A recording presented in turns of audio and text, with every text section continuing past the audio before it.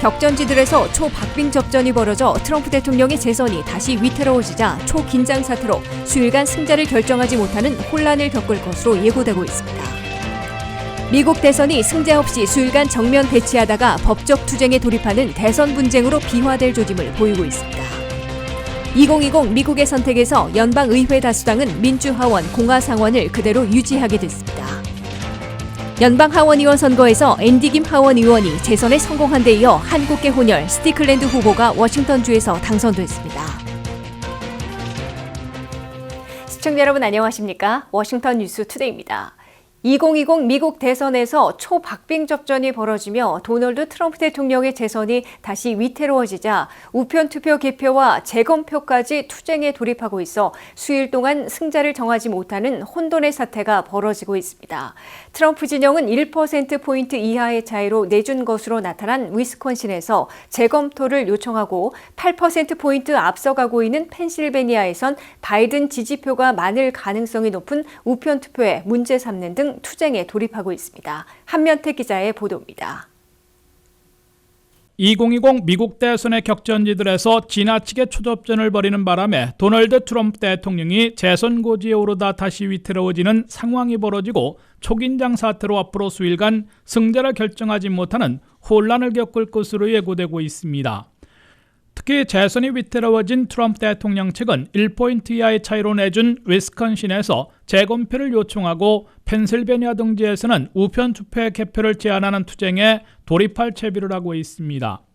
트럼프 대통령은 아직 개표가 끝나지 않은 펜실베니아에서 8포인트 46만 표 차이로 앞서고 있으나 민주당 우세 지역표를 중심으로 100만 표 이상 남아있고 6일까지 도착하는 우편 투표도 개표해야 하기 때문에 역전패당할 위험이 있어 보입니다.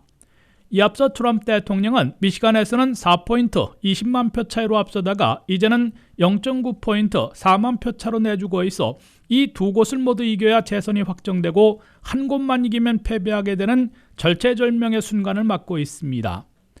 트럼프 대통령은 새벽 2시 20분쯤 지지자들 앞에 나와 다소 성급하게 대선 승리, 재선 성공을 선언하면서도 재선이 위태로워지게 되면 연방대법원까지 끌고 올라가는 법적 투쟁을 포함해 강력한 투쟁에 나설 것임을 분명히 했습니다. We were getting ready to win this election. Frankly, we did win this election. 이에 맞서 조셉 바이든 민주당 대통령 후보는 지지자들 앞에 나와 모든 표가 개표될 때까지 기다려야 한다면서 우리는 승리로 가는 길에 있다며 당선을 자신하고 있습니다. We feel good about where we are. We really do. I'm here to tell you tonight, we believe we're on track to win this election. 2020 대선의 개표 초반에는 트럼프 대통령이 반드시 이겨야 하는 요충지들을 하나하나씩 장악하며 재선에 매우 유리한 국면을 만들어갔습니다. 38명이나 걸린 텍사스에서 한때 추격당했다가 52대 46%, 6포인트, 근 70만 표 차이로 낙승을 거뒀습니다. 특히 29명이 걸린 플로리다에서는 개표율 50%대부터 80%대까지 조 바이든 후보에게 줄곧 밀리다가 극적으로 역전시켜 결국 51대 48%, 3포인트 38만 표 차이로 승리를 거머쥐었습니다. 이어 선벨트인 조지아에서는 50.3%대 48.5%, 단 1.8포인트 8만 표 차이로 신승을 거뒀고 노스캐롤라이나에서도 50대 48.7%, 7만 표 차이로 이겨 연승을 이어갔습니다. 트럼프 대통령은 러스벨트, 쇠락한 산업지대 중에서 오하이오에서는 확실하게 승리하고 펜실베니아, 미시간, 위스콘신까지 석권할 초짐을 보여 2016년의 충격의 승리를 재현하는 듯했으나 막판 뒷심부적으로 미시건과 위스콘신에서는 역전을 허용했습니다. 트럼프 대통령은 미시건과 위스콘신에서 모두 1포인트 이하의 차이로 내주고 있어 재검표 요청 등 투쟁을 시작한 것으로 보입니다. 트럼프 대통령은 펜실베니아와 미시건 등 두 곳을 모두 이겨야 선거인단 283명을 확보해 재선에 성공할 수 있었는데 펜실베니아만 이기면 267명, 미시건만 차지하면 263명으로 당선에 필요한 270명에 못 미치고 조셉 바이든 민주당 후보에게 백악관 주인 자리를 내주게 돼 숨막히는 순간을 보내고 있습니다.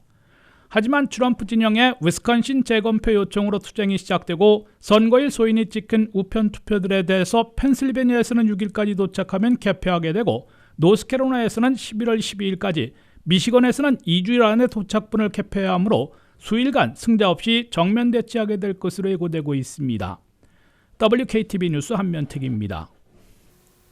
2020 미국 대선이 지나친 초접전으로 승자 없이 수일간 정면 대치하다가 법적 투쟁에 돌입하는 대선 분쟁으로 비화될 조짐을 보여 우려가 증폭되고 있는데요. 조셉 바이든 민주당 대통령 후보는 우편 투표까지 개표를 완료하면 당선될 것으로 확신하고 있으나 도널드 트럼프 대통령은 연방 대법원으로 끌고 갈 것임을 다시 한번 예고해 긴장이 고조되고 있습니다. 2020 미국 대선 결과 차기 백악관 주인이 될 승자를 확정하지 못하고 대선 분쟁을 초래하는 최악의 시나리오가 가시화되고 있는 것으로 우려되고 있습니다. 최악의 시나리오에서는 첫째, 승자 없이 최소 이번 주말이나 최대 2주간 두 후보 진영이 정면 대치하는 것으로 시작될 것으로 보입니다. 이번 선거전에서 선거 규정을 바꿔 펜실베니아, 미시간, 노스캐롤라이나, 위스콘신 등 격전지들을 포함해 10여 개 주에서 우편 투표의 데드라인을 연장하는 조치를 취했는데 이것이 문제의 소지가 되고 있습니다. 선거일 소인이 찍힌 우편 투표 용지에 대해 펜실베니아에선 사흘후까지 도착하면 개표하도록 연장됐습니다. 위스콘신은 선거일에서 6일 안에, 노스캐롤라이나에서는 9일 안에, 미시건에서는 무려 2주 안에 도착하면 개표하도록 데드라인이 확장됐습니다. 이에 따라 펜실베니아는 이번 금요일인 6일까지 선거일에 우체국 소인이 찍힌 우편 투표지를 개표하게 됩니다. 우편 투표를 앞으로 길게는 2주일까지 개표 완료해야 백악관 주인을 가릴 수 있는 지역들이 경합지에 모두 포함돼 있어 대선 분쟁의 불씨를 지피고 있습니다. 데드라인 연장으로 선거일 이전에 보낸 우편 투표가 선거가 끝난 후에 도착하더라도 개표된다는 긍정적인 효과가 있는 반면 이번 선거처럼 초박빙의 경합지에서 수일간 승자를 정하지 못하고 정면 대치해야 하는 부작용을 빚고 있습니다.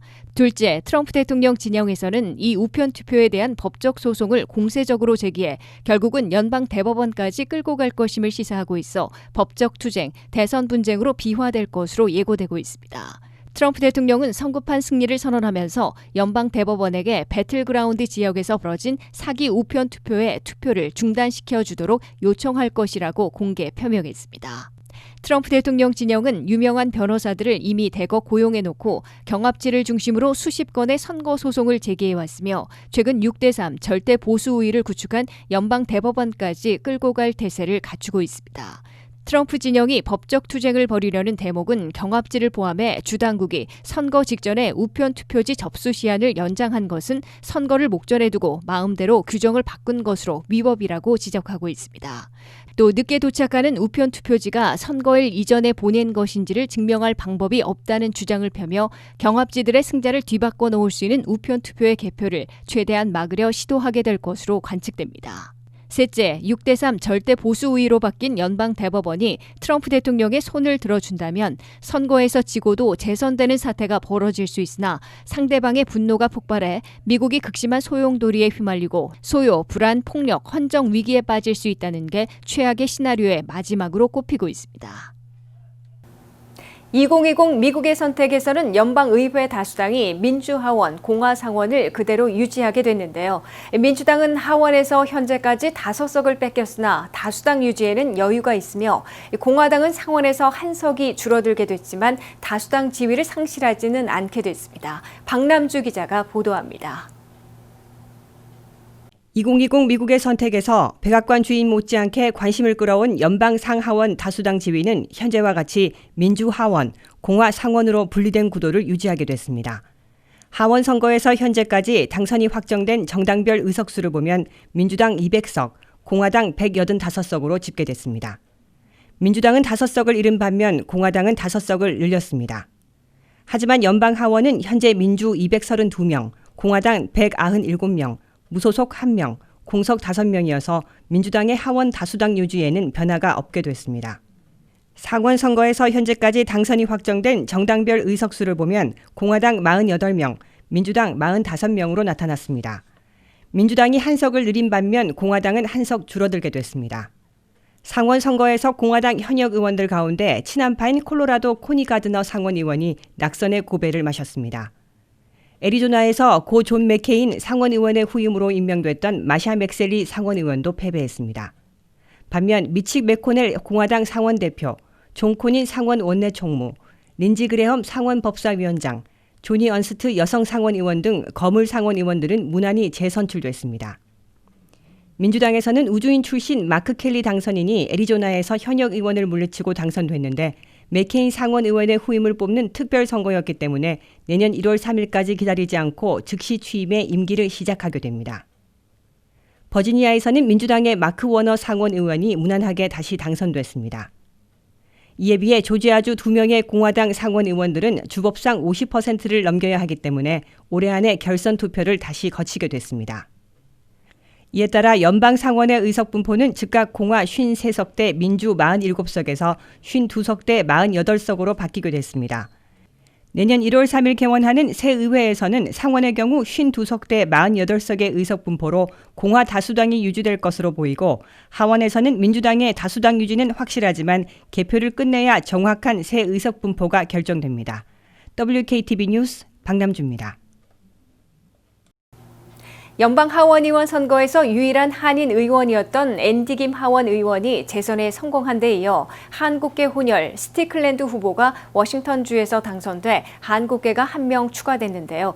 캘리포니아의 두 여성 후보들인 영김 후보와 미셸 스틸 후보도 근소한 차이로 앞서고 있어 최초의 한인 여성 하원 의원들이 탄생될지 기대를 모으고 있습니다. 김지수 기자가 전합니다. 2020 미국의 선택에서 연방 하원의원에 도전한 한국계는 모두 5명으로 2명 당선이 확정됐고 2명은 우세하며 1명은 밀리고 있는 호성적을 거두고 있습니다. 유일한 한인 연방 하원의원이었던 뉴저지주 3지역구의 앤디 김 하원의원은 55%를 득표해 공화당 도전자를 무려 11포인트 차이로 압도하고 재선에 성공했습니다. 앤디 김 하원의원은 첫 당선보다 어렵다는 재선에 성공함으로써 다선 의원의 길에 접어들고 워싱턴 연방 하원에서도 영향력을 확대할 수 있을 것으로 예상되고 있습니다. 올해 38세인 앤디 김 하원 의원은 2년 전 한인들이 거의 없는 뉴저지 지역구에서 현역 공화당 의원을 꺾고 김창준 전 의원 이래 20년 만에 처음으로 한인 연방 하원 의원으로 당선된 바 있습니다. 워싱턴주에서 10지역구에서 당선된 민주당 마릴린 스티클랜드 당선인은 흑인 미군 아버지와 한국인 어머니 사이에서 태어난 인물이어서 한국계 연방 하원의원 1명을 늘리는 기염을 토했습니다. 캘리포니아에서는 2명의 한인 여성 후보들이 근소한 차이나마 앞서고 있어 첫 번째 한인 여성 하원의원으로 탄생될지 기대를 모으고 있습니다. 2년 전 당선 소감까지 밝혔다가 막판에 석패했던 캘리포니아 39 선거구의 공화당 영김 후보는 숙적인 민주당 길 시스네로스 후보와의 대결에서 50.2% 대 49.8%로 앞서고 있으나 1000표 차이밖에 나지 않아 아직 승리를 속단하지 못하고 있습니다. 캘리포니아 48선거구에 출마한 공화당의 미셸 스틸 후보도 50.3% 대 49.7%로 앞서고 있으나 2000표 차이여서 당선을 확정짓지는 못하고 있습니다. 이들 모두 또는 둘 중에 한 명이라도 당선이 확정되면 첫 번째 한인 여성 하원 의원으로 워싱턴에 입성하게 됩니다. 반면 캘리포니아 34선거구에서 도전장을 던졌던 데이빗 긴 변호사는 47.4% 대 52.6%로 밀리고 있습니다. 이로써 2020 선거에서 한인, 한국계 연방 의원들이 추가되면서 한인들의 정치 파워를 크게 신장하게 된 것으로 평가받고 있습니다. WKTV 뉴스 김지수입니다.